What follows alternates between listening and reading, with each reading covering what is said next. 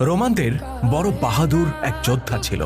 মৃত্যুর মালায়েক আজরাইলের নামে তার নাম ছিল আজাজির। বিশাল দানবের মতো শরীর, প্রশস্ত বুক আর পেশি কিলবিলে বাহু। যুদ্ধের ময়দানে প্রতিপক্ষের সবচেয়ে বলশালী যোদ্ধাদেরকে খুঁজে বেড়াতো আজাজির। দুধারী তরবারি নিয়ে সে যখন কারো সামনে দাঁড়িয়ে যেত, প্রতিপক্ষ তখন পালিয়ে যাবার পথটাও খুঁজে পেত না। চিরশত্রু পারস্য সাম্রাজ্যে বাঘা বাঘা কত জেনারেল ছিল, কিন্তু কেউ কোনোদিন স্বেচ্ছায় আজাজিরের মুখোমুখি হওয়ার হিম্মত দেখায়নি। রণাঙ্গনে আজাজির যখন শত্রুর মুখোমুখি হতো, তখন নিজের পরিচয় তুলে ধরে সে বলতো, আমি আজাজির, মৃত্যুর ফেরেস্তার নামে নাম আমার, আমি পারসিকদের ঘাতক, আমি তুর্কিদের মৃত্যুদূত, আমি এই শ্যামের মাটিতে জন্ম নেয়া সর্বশ্রেষ্ঠ যোদ্ধা। আজাজিরের এই গর্জন আর তার ভয়ানক বিধ্বংসী চেহারা এতটুকুই যথেষ্ট ছিল প্রতিপক্ষের বুকে কাঁপন সৃষ্টি করার জন্য।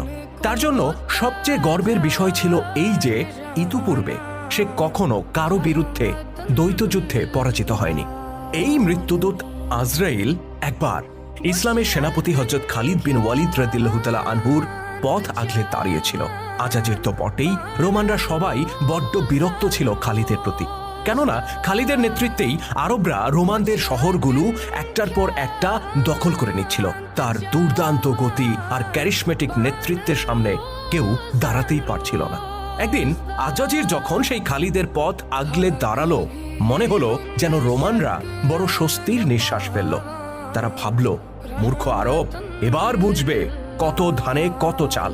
আমাদের একজন আজাজির তোমাদের ওরকম 10টা খালিদকে খেয়ে দেওয়ার জন্য একাই যথেষ্ট। হ্যাঁ, রোমানরা সেদিন এমনটাই ভেবেছিল। আর উপস্থিত মুসলিম যোদ্ধারা তারা কি ভাবছিলেন? সত্যি বলতে মুসলিম যোদ্ধারাও সেদিন সেনাপতির জীবন নিয়ে সংশয়ে পড়ে গিয়েছিলেন। খালিদ কি পারবেন আজাজিরকে সামাল দিতে? এমন কি হতে পারে খালিদ আজকে শহীদ হয়ে যাবেন?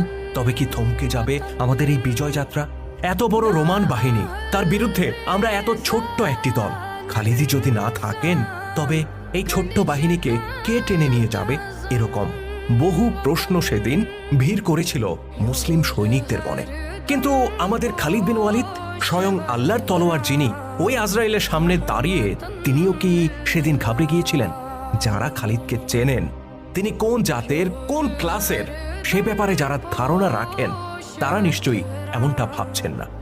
সত্যি বলতে খালিদ সেদিন এতটুকু ঘাবড়ে যাননি। উল্টো তিনি সেদিন এমন এক কাণ্ড করে বসেন যা ছিল তার দীর্ঘ লড়াকু জীবনের এক নজিরবিহীন ঘটনা।